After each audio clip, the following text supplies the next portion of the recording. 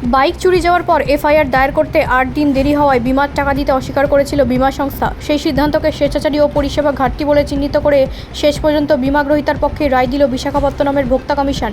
কমিশনের নির্দেশ, চুরি যাওয়া মোটরসাইকেলের জন্য বিমা গ্রহীতাকে 2.19 লক্ষ টাকার বেশি ক্ষতিপূরণ দিতে হবে। ঘটনার সূত্রপাত একটি মোটরসাইকেল চুরি যাওয়ার ঘটনাকে কেন্দ্র করে। বাইকটি চুরি যাওয়ার পর পুলিশে অভিযোগ জানানো হলেও এফআইআর নথিভুক্ত হতে 8 দিন সময় লাগে।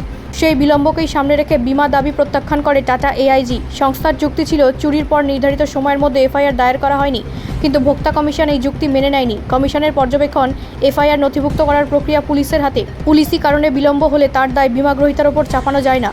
শুধুমাত্র এফআইআর দায়েরের ক্ষেত্রে এই ধরনের বিলম্বকে কারণ দেখিয়ে প্রকৃত বিমার দাবি খারিজ করা যুক্তিসঙ্গত নয়।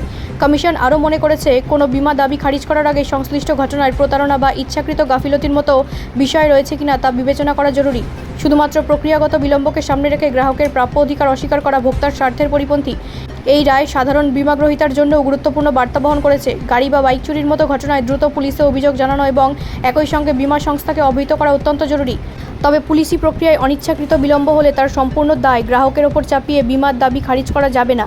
বিশাখাপত্তনমের এই রায় সেই নীতিকেই জোরালো করল।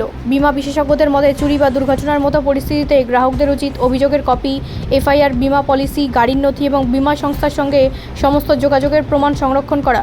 ভবিষ্যতে দাবি নিয়ে কোনো বিরোধ তৈরি হলে এই নথিগুলি গুরুত্বপূর্ণ প্রমাণ হিসেবে কাজ করতে পারে।